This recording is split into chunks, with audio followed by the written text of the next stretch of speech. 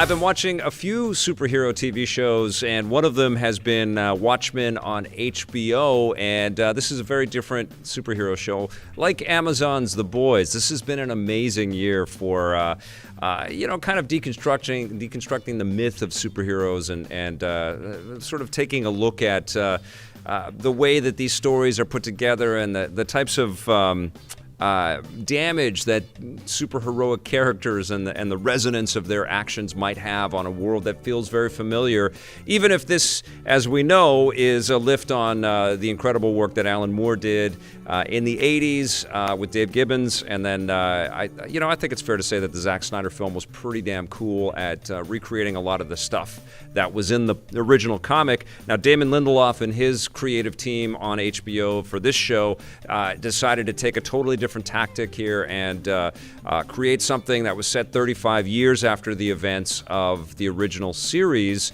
and the repercussions of some of those events, and also sort of the emotional baggage that those events kind of created on characters that we were familiar with. And one of them is Jean Smart playing Agent Blake, the Silk Spectre character in episode 3. We get to focus on her and her relationship with Dr. Manhattan, who we haven't seen the real apart from these shots on Mars where he's this distant blue object with an itty-bitty tiny little penis, if we get a magnifying glass. This time there was no blue penises in episode 3. There was one last week, but it was like created as part of a stage play that Ozymandias was putting together. But this time we really focused on how damaged the Silk Spectre character is, and Jean Smart, I think, is phenomenal in this episode. She has joined the FBI, and she's got a task force to take down masked vigilantes. And early on in the episode, she actually she shoots at and debilitates a guy that looks just like Batman. His name is the Revenger, or just Revenger. And one of the characters asks, "Are you sure that the body armor was going to stop the shots?" And she doesn't even answer, because she doesn't care, and she handcuffs him to his to the gurney as he's being wheeled away to the hospital. She has got a take no bullshit kind of attitude, and she plays it wonderfully.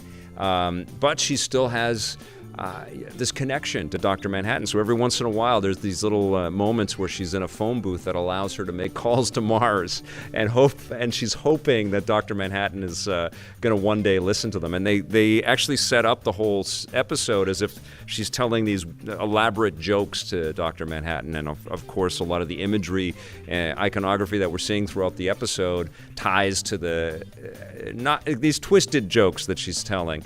All of that stuff is cool. She gets sent down to Tulsa, Oklahoma, where we've seen the last couple of episodes the emergence of this this Ku Klux Klan-like group that is doing some racial killings and killings of cops. One of them is one of the leads on the show, so I'm not going to spoil any of that.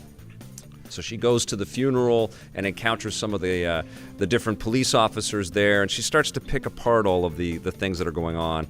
And there's some great interplay, especially between Jean Smart and Regina King. I love that sort of combustible kind of relationship that's being built there. I also love seeing Tim Blake Nelson play off of Jean Smart as well. There's some great work in that whole sort of intercourse, that whole dialogue sequence that we see there. And then Jeremy Irons gets a nice beefy,